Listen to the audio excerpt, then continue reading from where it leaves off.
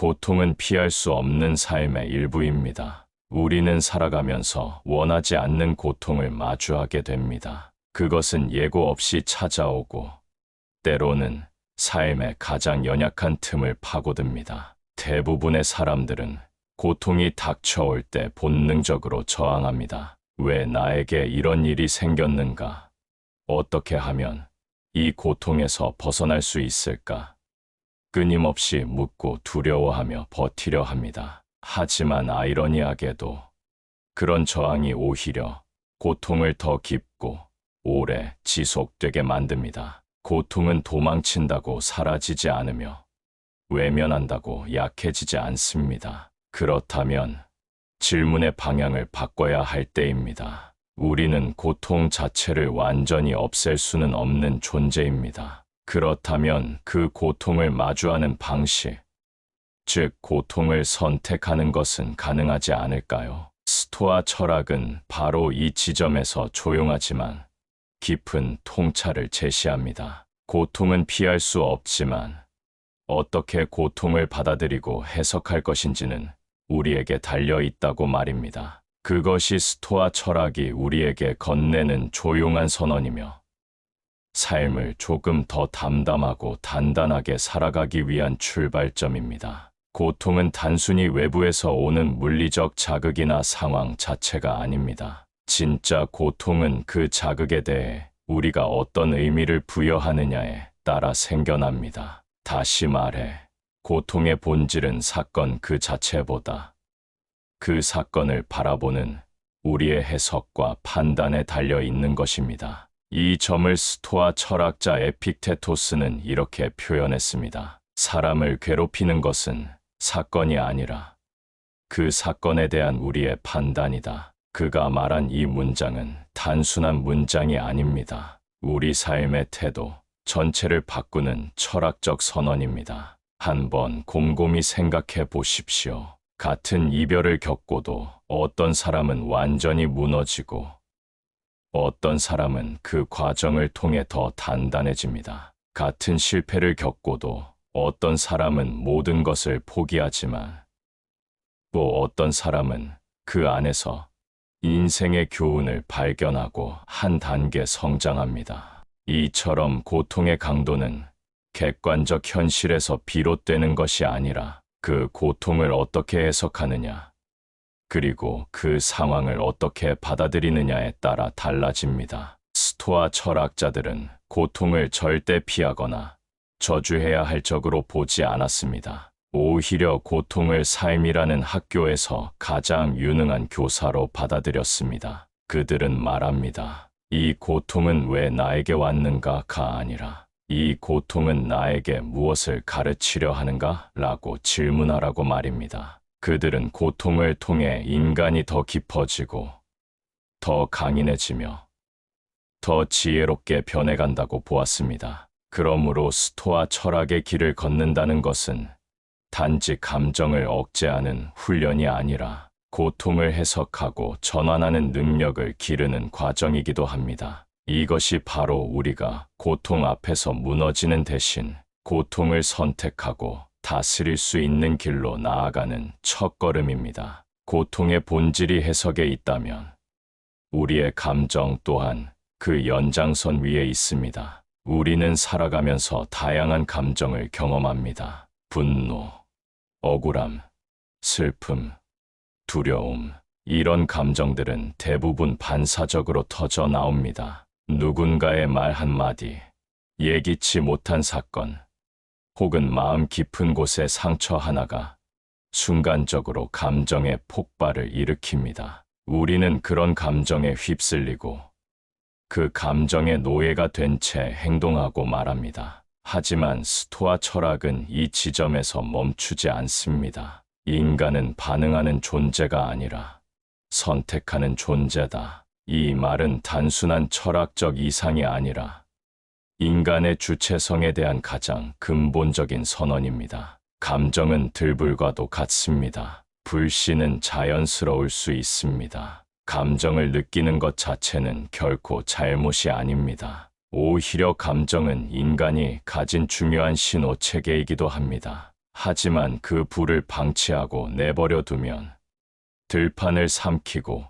결국 나 자신까지 태워버릴 수 있습니다. 그렇기 때문에 우리는 감정을 억누르거나 부정하려고 애쓸 필요는 없습니다. 대신 그 감정을 인식하고 그 위에 설 수 있어야 합니다. 감정에 끌려가는 것이 아니라 감정을 지켜보며 선택할 수 있어야 합니다. 로마의 황제이자 스토아 철학자였던 마르쿠스 아우렐리우스는 그의 일기 명상록에 이런 글을 남겼습니다. 지금 어떤 감정을 느끼고 있는가?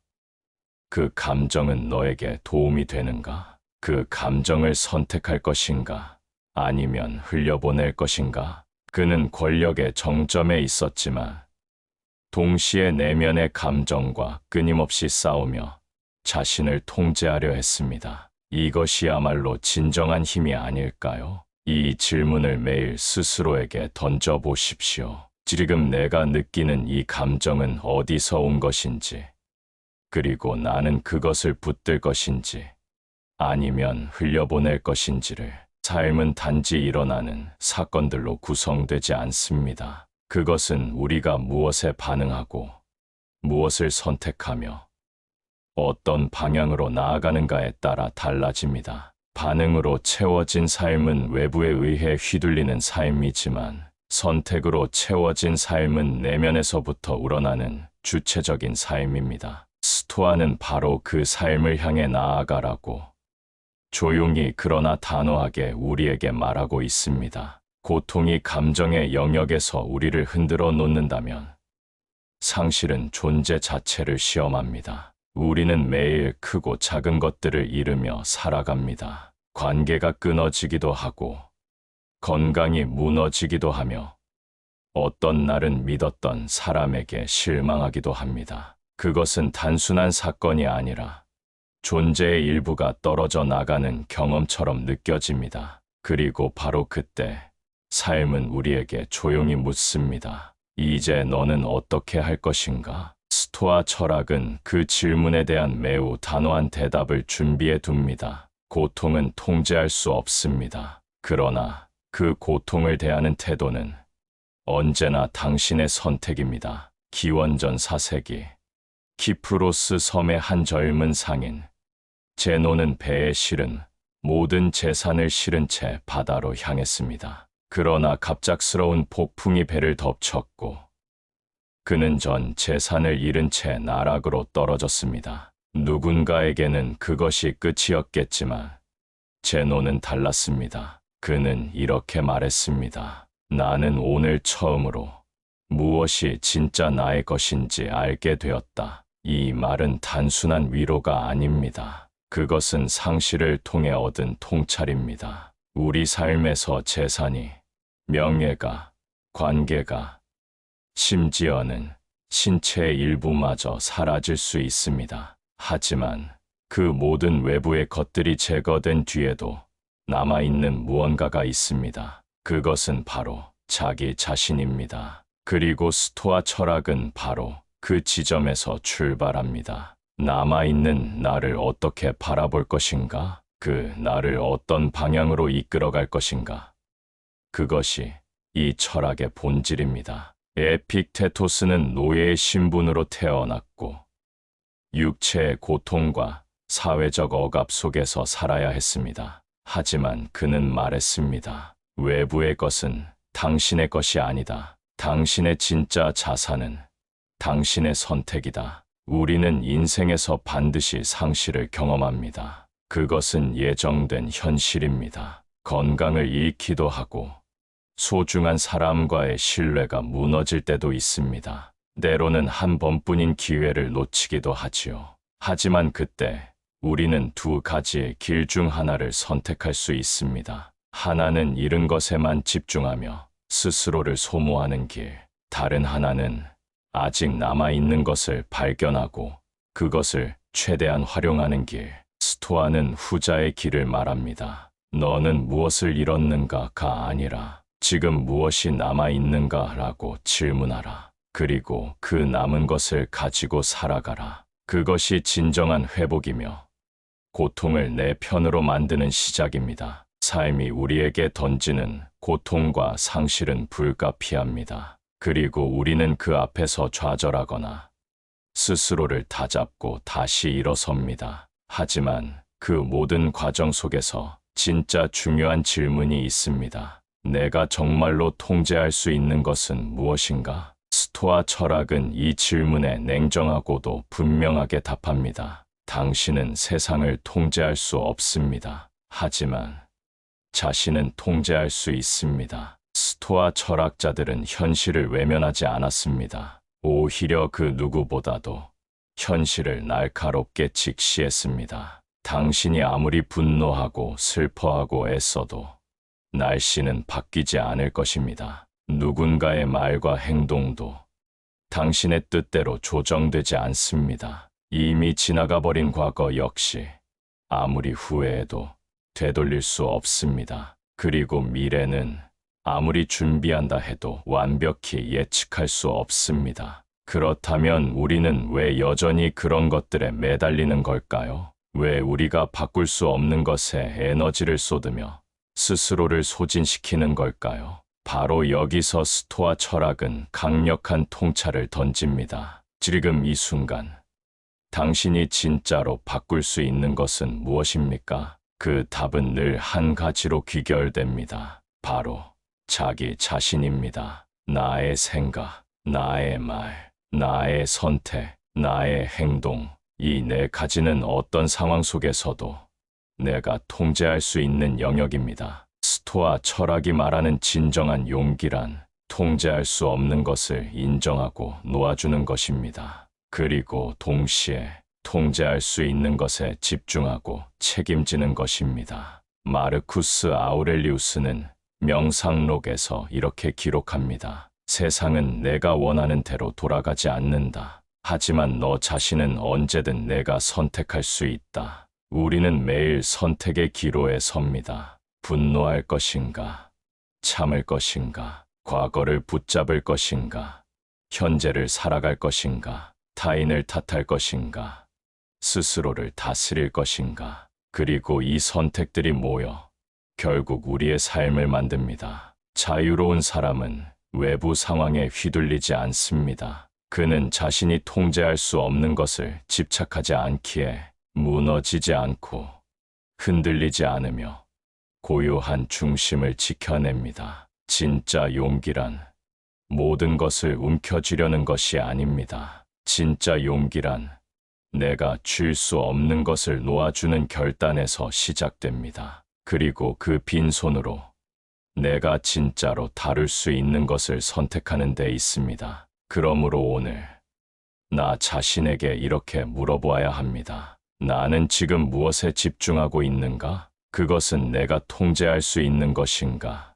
아니면 내가 괜히 끌려가고 있는 것인가? 이 질문은 단순한 사유를 넘어 삶의 방향을 바꾸는 나침반이 됩니다. 그리고 그 나침반을 들고 앞으로 나아가는 사람, 그 사람이 바로 진정한 스토아 철학의 실천자입니다. 우리는 종종 자유를 고통이 전혀 없는 상태로 오해합니다. 하지만 스토아 철학은 전혀 다른 방향을 가리킵니다. 진정한 자유란 고통이 사라진 상태가 아니라 고통 속에서도 무너지지 않는 상태라고 말합니다. 삶은 언제나 변덕스럽고 예측할 수 없는 방향으로 흘러갑니다. 오늘의 평온이 내일의 불행으로 바뀌는 데는 단 몇 초면 충분합니다. 우리가 아무리 준비하고 대비해도 인생은 반드시 고통을 안겨줍니다. 그렇다면 진짜 강한 사람은 누구입니까?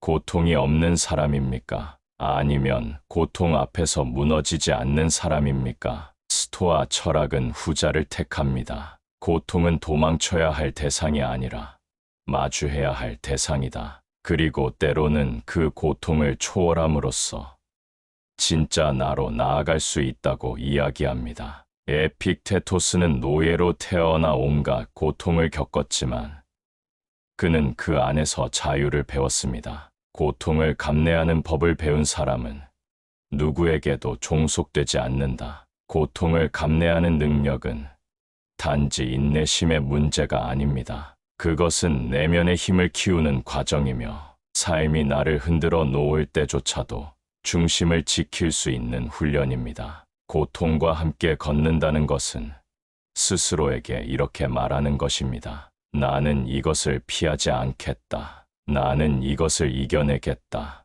그리고 이 경험은 나를 더 깊게 만들 것이다. 그 길 위에서 우리는 조금씩 단단해집니다. 감정은 더 이상 우리를 휘두르지 못하고 외부 환경은 더 이상 우리를 조종하지 못합니다. 이 단단함은 크고 요란한 힘이 아닙니다. 그것은 조용하지만 흔들리지 않는, 어떤 태풍 속에서도 무너지지 않는 침묵의 중심입니다. 스토아 철학이 말하는 진정한 자유란 바로 고통을 견디는, 자만이 도달할 수 있는 내면의 자유입니다. 우리는 더 이상 상황의 노예가 아닙니다. 누가 나를 모욕하든, 어떤 손실을 겪든, 어떤 두려움이 밀려오든 나는 나를 통제할 수 있습니다. 그리고 그 사실을 깨닫는 순간 고통은 더 이상 우리를 지배할 수 없습니다. 그 순간 우리는 비로소 진짜 자유를 손에 넣습니다. 삶은 우리를 끊임없이 시험합니다.